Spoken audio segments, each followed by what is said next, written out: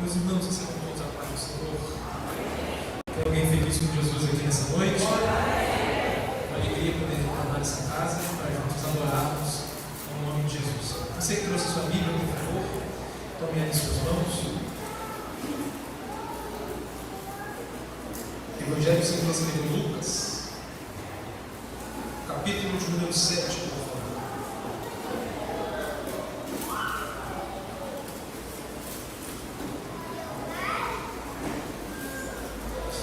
Evangelho segundo escreveu Lucas, capítulo de número 7.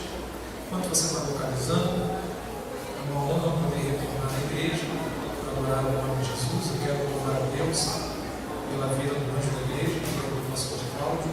Deus abençoe, pastor. Sempre uma alegria estar do lado do Senhor. O Senhor é muito animado. Deus abençoe. Deus abençoe, pastor. Louvar a Deus pela vida também do pastor Marcos, que nos ofertou o convite para estar aqui. Pastor Longo, uma alegria em revê-lo. A todos os ministros que estão na retaguarda, Deus seja louvado na vida de cada um dos senhores. Eu quero transmitir um abraço da minha igreja, do meu pastor. Nós somos da Assembleia de Deus, o Ministério Vivo das Flores, na cidade de Barra do Piraí. E lá nós somos pastoreados pelo pastor Sebastião Ribeiro. Você recebe esse abraço nessa noite? Faço-me acompanhado de um amigo mais chegado do irmão, que é o presbítero, secretário Diego. Hoje ele está meio pouco, Deus abençoe. Queridos, Evangelho segundo Lucas, capítulo 7, versículo de número 13, por favor. Lucas 7, verso 13. Quantos já acharam, digam amém. Amém. Acompanhe de acordo com a sua versão bíblica. A minha diz assim: e vendo-a, o Senhor se compadeceu dela e disse-lhe: não chores. E chegando-se, tocou o esquife, e os que levavam pararam. E ele disse: jovem, a ti te digo, levanta-te. E o que estava morto sentou-se e começou a falar, e ele o entregou à sua mãe. E você que pode diz amém. Amém. Antes de se assentar, você vai olhar para o crente mais bonito do seu lado, para dar um sorriso para ele. Ela nessa noite, olha aí, irmão. Se não tiver ninguém bonito aí, você profetiza sobre o vale de ossos secos. Profetizou? Tome seu assento, por favor. Todo mundo escolhe, né?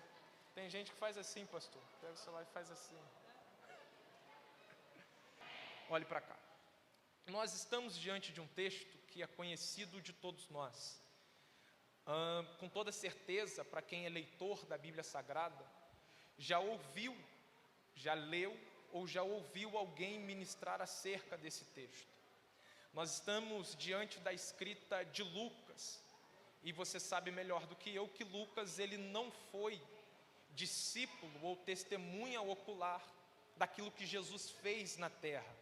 Lucas, ele pesquisa, ele vai atrás de todos os milagres em que Jesus fez. Então Lucas, ele procura, ele investiga acerca dos milagres.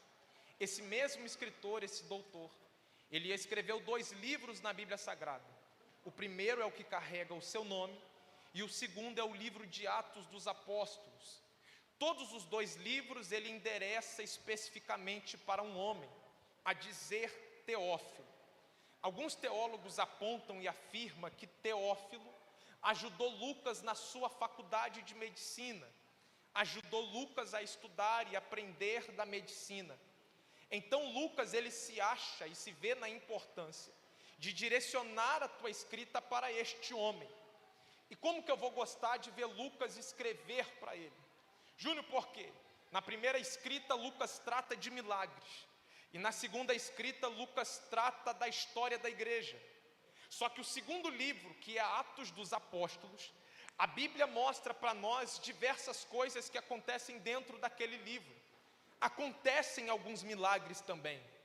Acontece algumas pregações que ficaram marcadas em toda a Bíblia.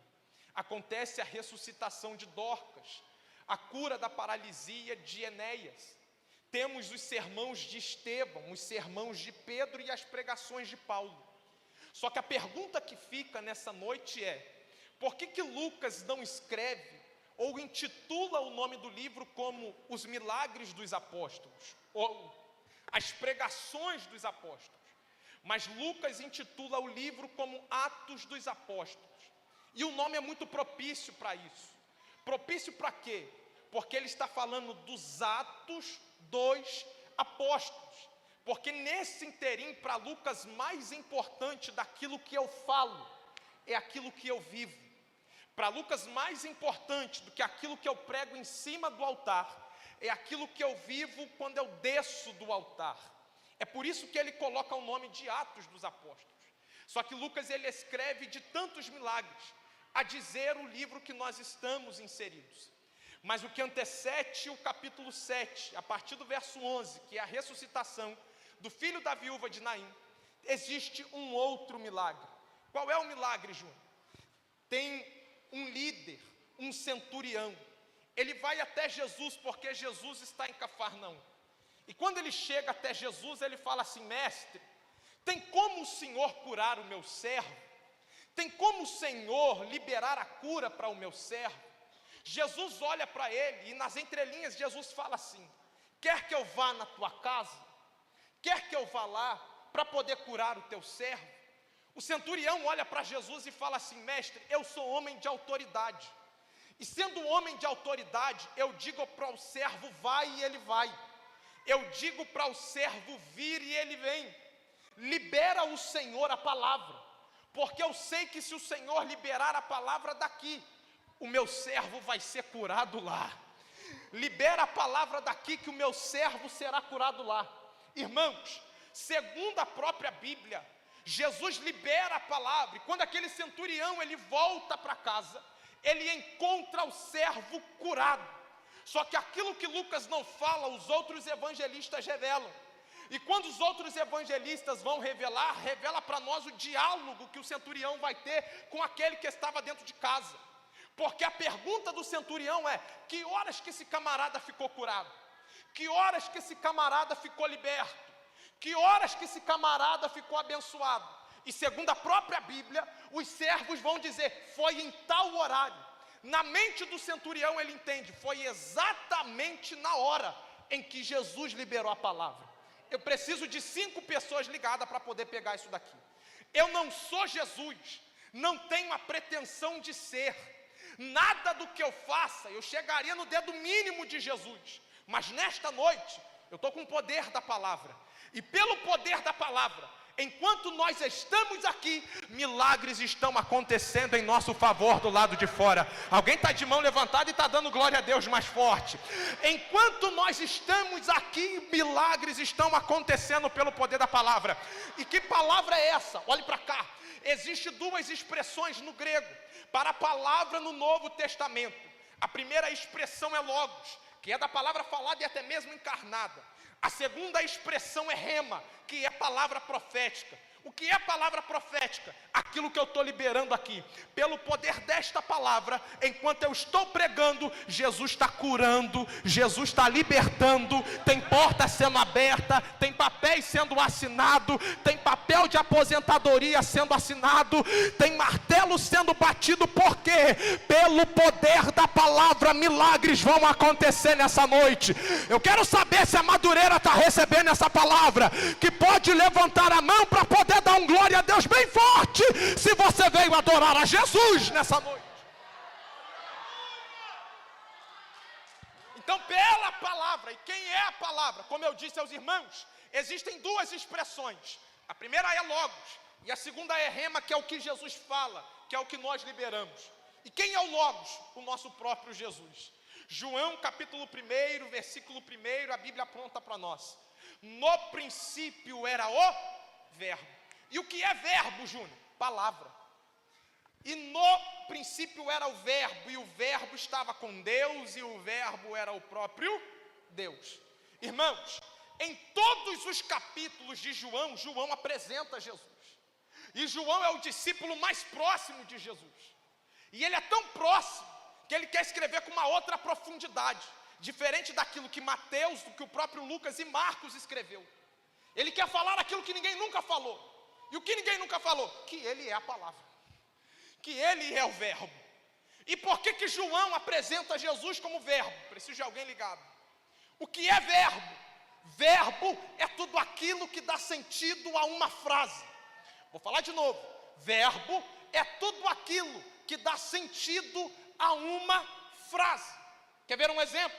Vou dar um exemplo aqui para os irmãos. Vou usar o pastor Rômulo como exemplo. Quem me ouve diz amém. Quem está ligado diz aleluia. Pastor Rômulo canta bem. Qual é o verbo que eu utilizei? Verbo cantar. Se eu tirar o verbo da frase, como é que fica a frase?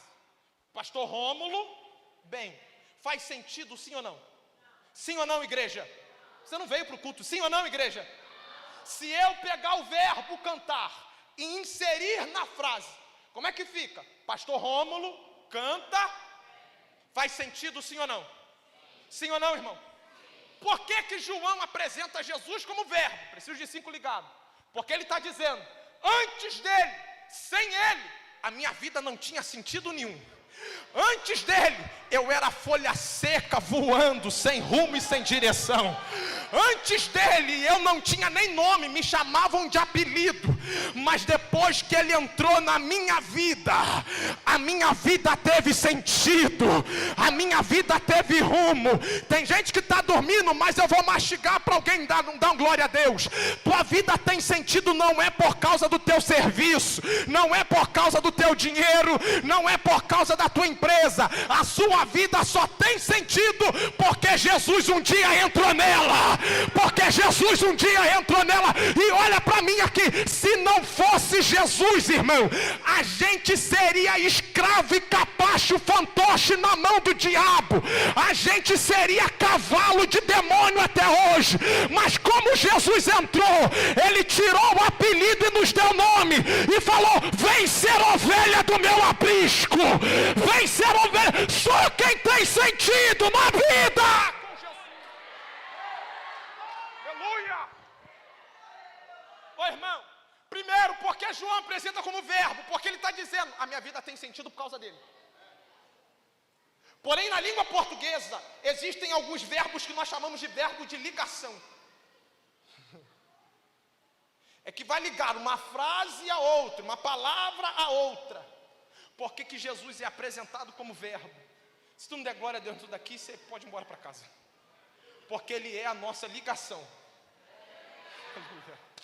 Porque ele é a nossa ligação diretamente com o Pai. Pregador, eu não acredito nisso, então vamos para a Bíblia. João capítulo 14, verso 6. Jesus grita, eu sou o caminho, a verdade e a vida.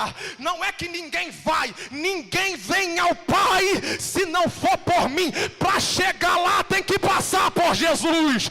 Para chegar até Ele tem que passar por Jesus. Ele é a nossa ligação. Agora, irmão, depois deste cenário, Jesus vai sair de Cafarnaum. E Jesus vai para onde? Para Naim. Jesus vai pisar em Naim. Detalhe, Jesus nunca tinha ido naquela terra. Naim significa belo. Só que aqui é contraditório aquilo que Naim está vivendo. Júnior, por quê? É belo por fora, mas tem morte do lado de dentro. Naim é bela por fora, mas tem morte do lado de dentro.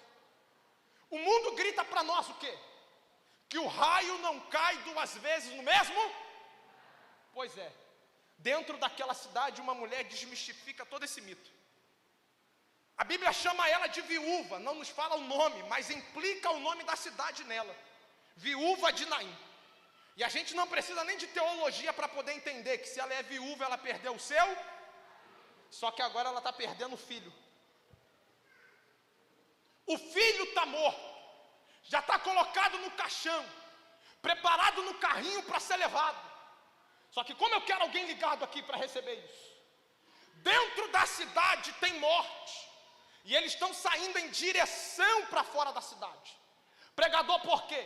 Segundo a cultura judaica, não podia se enterrar os mortos dentro da cidade, para não trazer impureza para a cidade, nem sujeira para dentro da cidade. Não podia, então todo o cortejo está sendo preparado para levar este garoto que está morto para o lado de fora da cidade. Só que de dentro para fora está saindo a caravana da morte, liderada por uma viúva. Mas de fora para dentro vem entrando a caravana da vida, liderada por Jesus de Nazaré. Tem alguém de mão levantada? Ô irmão, eu não sou daquele que prega a chave e prega carro, eu prego Jesus e Bíblia, tá? Vem entrando a caravana da vida, liderada por Jesus de Nazaré. Posso liberar para alguém aqui nessa noite? Aonde havia morte na tua vida, Jesus está chegando com vida hoje. O que estava morto na tua vida, Jesus está chegando para levar a vida hoje. Eu estou pregando para gente aqui que está enterrando os sonhos, está enterrando os planos, está matando os projetos, mas Jesus me trouxe de Barra do Piraí com uma palavra profética para gritar para alguém: aonde havia morte, o grandão da Galileia está chegando com vida hoje. O grandão da Galileia está chegando com vida hoje. Ele para na porta da cidade. Se alguém puder me ajudar na guitarra ou no teclado aí, eu agradeço. Ele para na porta da cidade. Quando ele para na porta da cidade, por que ele para na porta? A porta simboliza limite. E o que é limite? É limite tanto para quem está dentro quanto para quem está fora. Vai apertar um cadinho, irmão, mas tem que falar, senão eu não durmo. E amanhã eu tenho que acordar cedo. É limite para quem está dentro e limite para quem está fora. Por que Jesus está parando no limite? Porque ele está dizendo, tudo na vida existe um limite. Por que, pregador? Casa que não tem limite, igreja que não tem limite, grupo que não tem limite, obreiro não respeita pastor. Casa que não tem limite é filho apontando o dedo na cara de pai e mãe. Departamento que não tem limite, o líder fala e o liderado quer fazer biquinho. Aqui não é para agradar ninguém, aqui é para agradar a Jesus. Então por isso que aqui tem limite. Ah, Júnior, mas ter limite tem hora que dá muito chato. É muito chato, pois é, irmão. Aqui não é bagunça. Se quiser bagunça, volta lá pro TikTok ou pro Kawaii. Aqui não, aqui tem ordem e decência. Então Jesus ele para no limite mostrando, tudo tem limite. E eu estou te esperando, mulher, no teu limite. Jesus está mostrando para ela, nem você sabe aonde é o teu limite, mas eu sei. O limite aqui fala de duas coisas. Primeiro, de limitação para quem está dentro e para quem está fora. E segundo, Jesus sabe até onde você aguenta. Já viu um copo cheio de água? Já viu um copo cheio de água? Aqui ele não está completamente cheio. Mas quando o copo está cheio de água, qualquer gota que se colocar nele, ele transborda. Eu não preciso fechar o olho, bater pé no chão, fingir que Deus está me revelando. Que tem gente aqui que está com um copo cheio, que qualquer gotinha que cair, que pingar, vai transbordar. Só que Jesus está dizendo, pois bem, você não sabia, mas eu estava te esperando aqui nessa noite. Júnior, por quê? Tem gente que acha que é só mais um culto jovem. Tem gente que acha que é só mais um culto para ele. Tem gente que acha que é só mais um culto para ela, não. Mas para alguém nessa noite foi um encontro. Só que não é um encontro com o namorado, com o esposo, com a esposa ou com o amigo. É um encontro que vai mudar todo o rumo da tua história. É um encontro que vai mudar o rumo da tua vida. Jesus para, olha para ela, fala assim, mulher, não chores. Fiz esse arrodeio todo para chegar aqui. Mulher, não chores. Ô irmão, já perdeu alguém que você ama? Já? Todos nós aqui já perdemos. Há 6 anos eu perdi meu pai, no ano de 2018. Perdi meu querido pai. E eu só fui chorar a morte do meu pai 1 ano depois. E no velório, quando eu ia, alguém olhava para mim e falava assim, chora não. Só que na minha cabeça a pergunta sempre ficava, eles não sabem a dor que eu estou sentindo. Eles não sabem o que eu estou sofrendo. Porque só conhece da tua dor se alguém um dia já passou por ela. Como é que Jesus chega para aquela mulher e fala assim: não chores? Numa linguagem bem pentecostal, se aquela mulher não está ligada, ela ia olhar para ele e ia dizer assim: quem é o Senhor para falar para eu não chorar? Ela não conhecia Jesus. Ela poderia olhar para Jesus e dizer assim: o Senhor sabe o que eu estou passando? O Senhor sabe o que eu estou sofrendo? Para o Senhor ter a audácia de dizer para eu não chorar. Quando nós vemos este episódio, nós não podemos comparar com os nossos dias atuais. Júnior, por quê?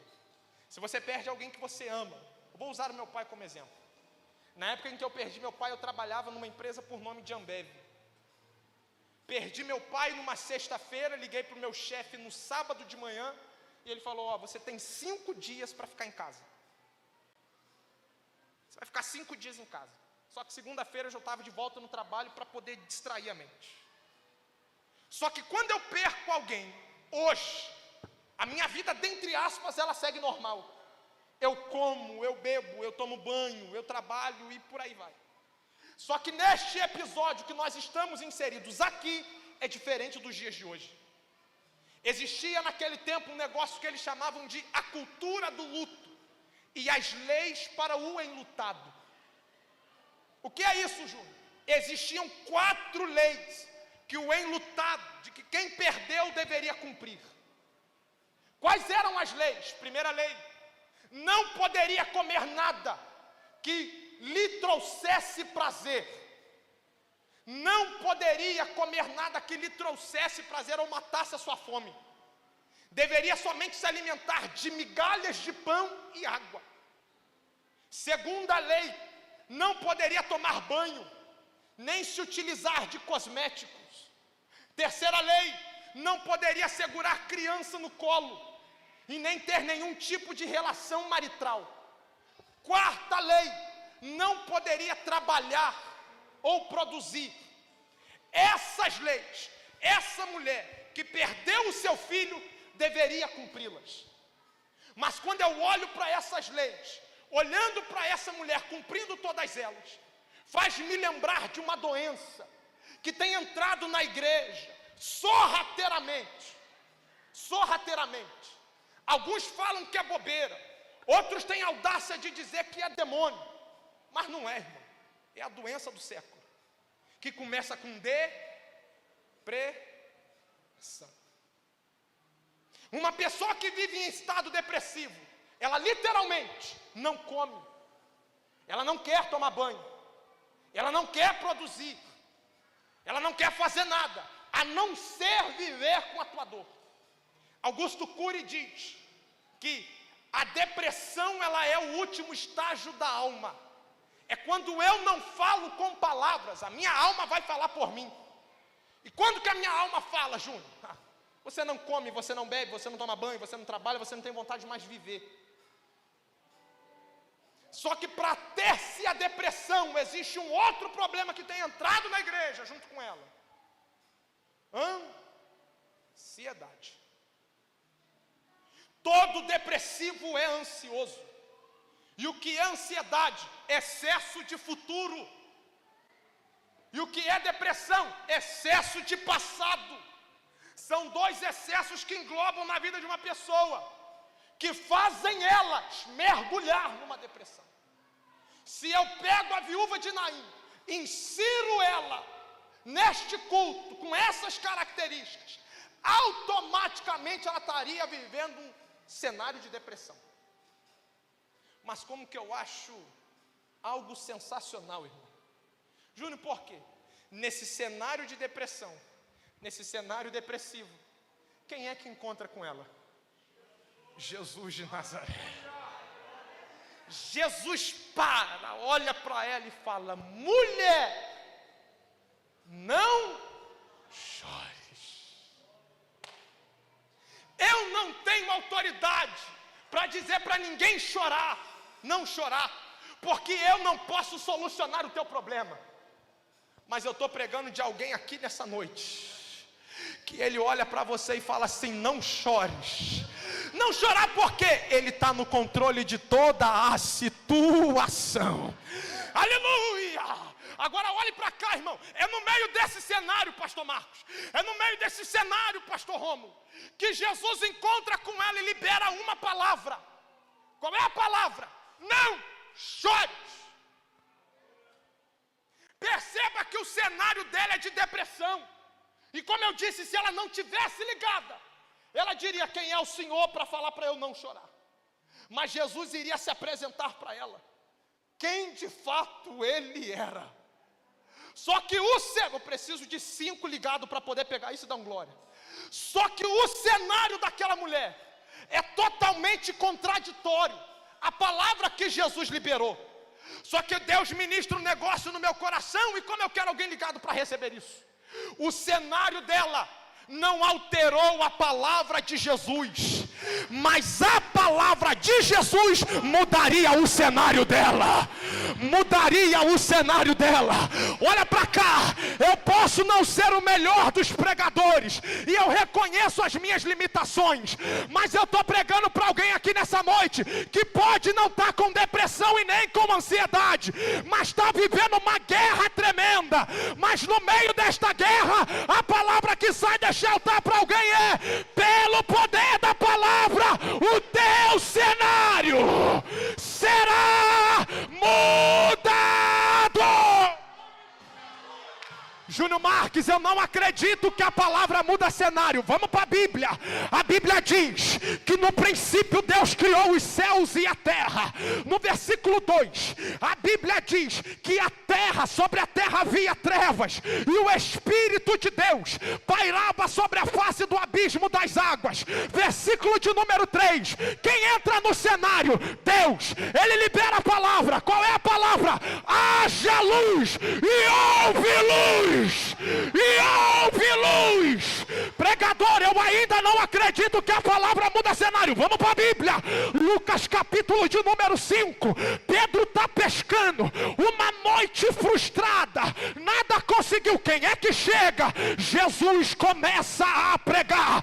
Depois de Jesus pregar, Jesus olhou e falou: Pedro, pega a rede e lança de novo. Mas eu tentei a noite toda, mas sob a tua palavra. Tem alguém de mão levantada? Lançarei a rede. É Pedro lançando e pescando uma grande quantidade de peixes. Eu vim pregar para alguém: depois desta frustração, depois dessa guerra, o cenário vai ser mudado pela palavra. Segura a mão de alguém do teu lado aí, segura. Mas pega ligado, por favor. Porque crente desligado desliga quem está ligado. Segura a mão dele, segura a mão dela, balança ele, saculeja ela. Olha bem para ele, olha bem para ela e fala: pelo poder da palavra, o teu cenário vai ser mudado hoje. Vai ser mudado hoje. Levanta a mão dele com a tua, levanta. Libera 10 segundos de glória. Só quem veio adorar. Abre a boca. 10, 9, quem é do glória libera. 8, 7, aumenta o volume do glória. 6, cada glória que você dá é um demônio que cai. 5, para aí veja o livramento do Senhor. 4, toda ferramenta preparada não prosperará. 3, sai da frente, Satanás. 2, cenários vão ser mudados a partir de hoje.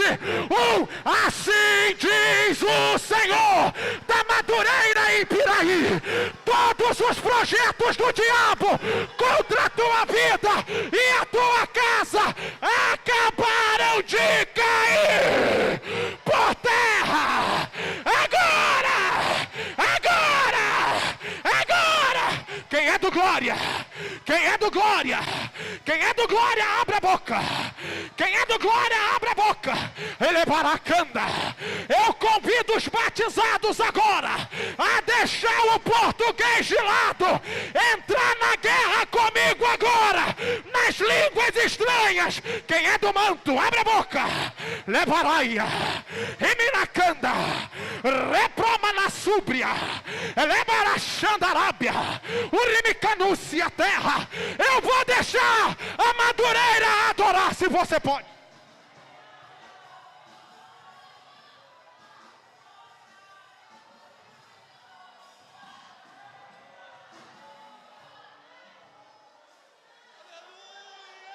Elemanachandarábia, Reminacanto, Reminubriafá.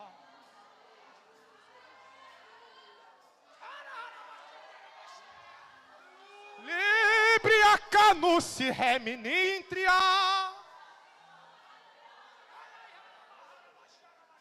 Toda a igreja se coloque de pé, por favor.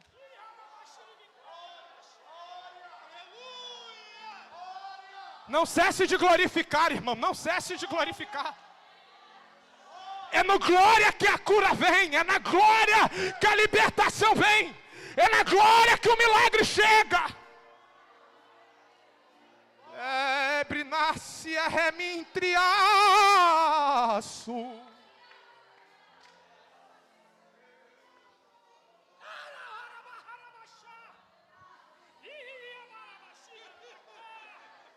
Lebre a canúcia reminar. Remini, mini, mina canto, remina nauê. Fecha os olhos e liga no trono agora, porque tem graça de Deus aqui. É o itzia revia canto reminúbria.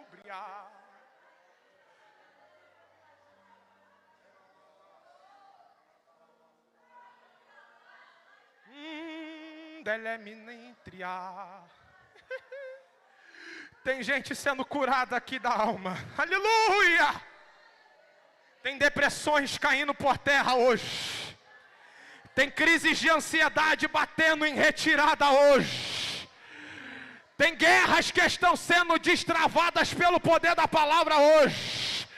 Teu cenário vai mudar por causa da palavra. Por causa da palavra.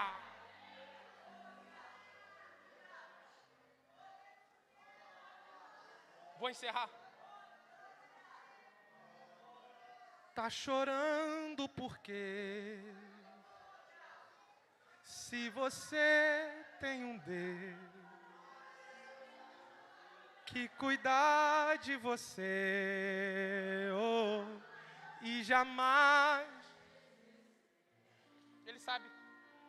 Ele sabe de tudo que você está passando e mandou te dizer que Ele está. Lembrar de onde você veio e aonde que você chegou. Lembrar de todos os livramentos que você já passou. Nem era pra você estar aqui, mas Deus falou assim: esse aí vou levantar. E onde colocar a mão eu vou abençoar. Não chore,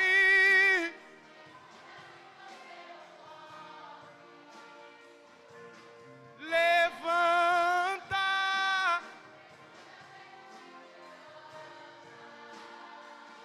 Deus mandou te dizer que vai acontecer.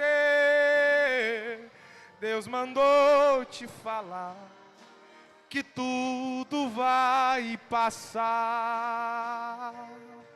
Lembrar de onde você veio e aonde que você chegou.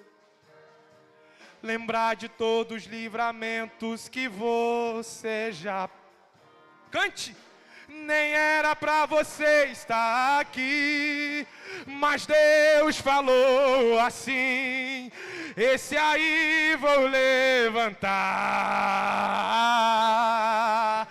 E onde colocar as mãos, Deus vai abençoar. Levanta a mão e canta. Não chore. Levanta.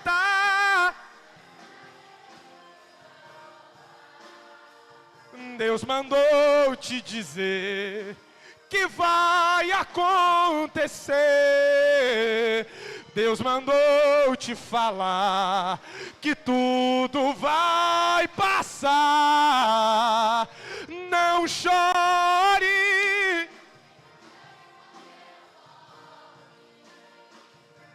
Levanta.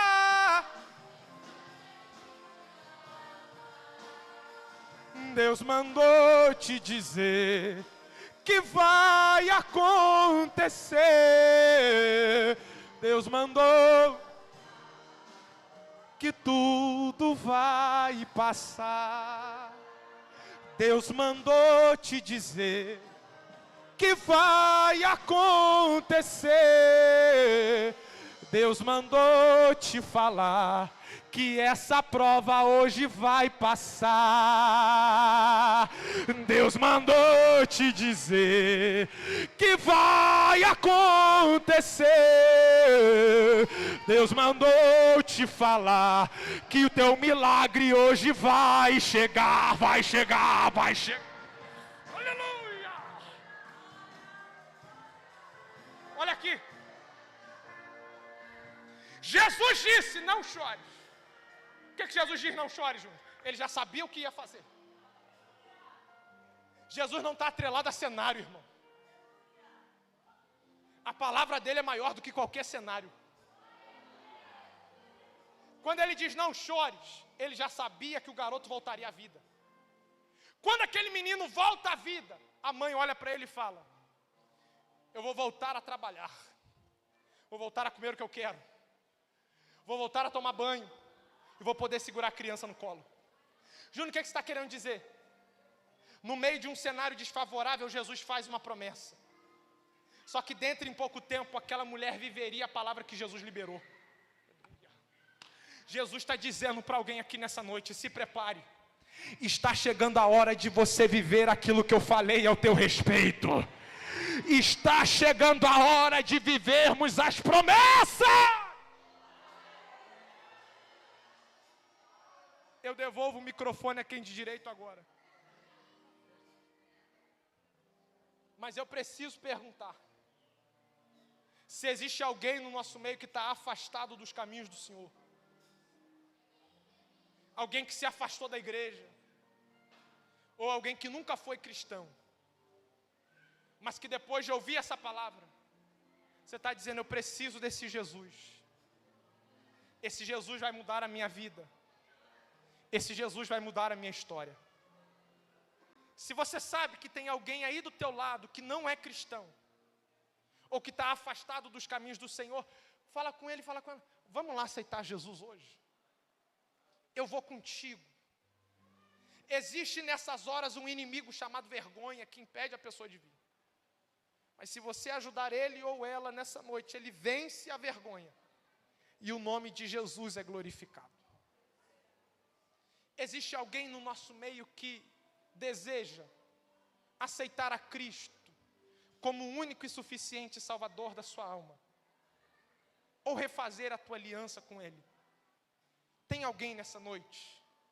Se tem alguém nessa noite, levante uma de suas mãos, ou simplesmente saia do seu lugar e venha.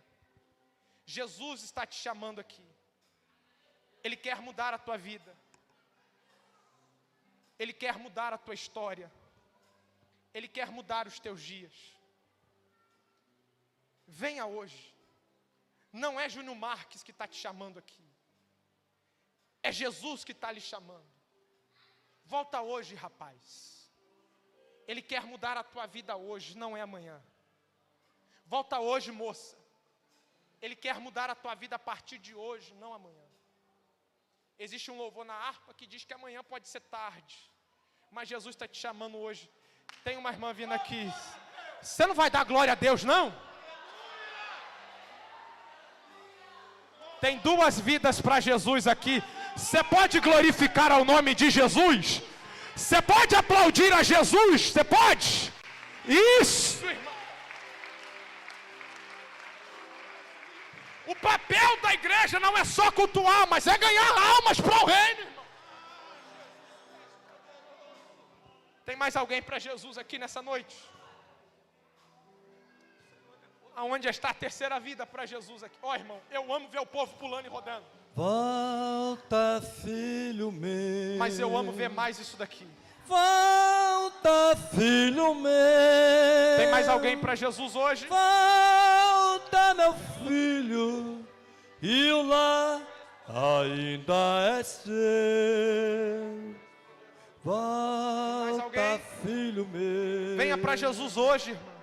Volta, filho meu. Volta, meu filho, que o lar ainda é seu. Devolva o microfone agora. Aleluia. Quando os jovens cantaram, não teve festa no céu.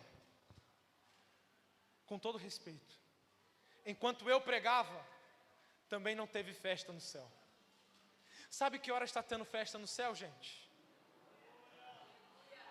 Exatamente agora. E se no céu tem festa, a igreja também faz festa. Quem pode glorificar o nome de Jesus? Pastor Cláudio orando por essas vidas, o nome de Jesus.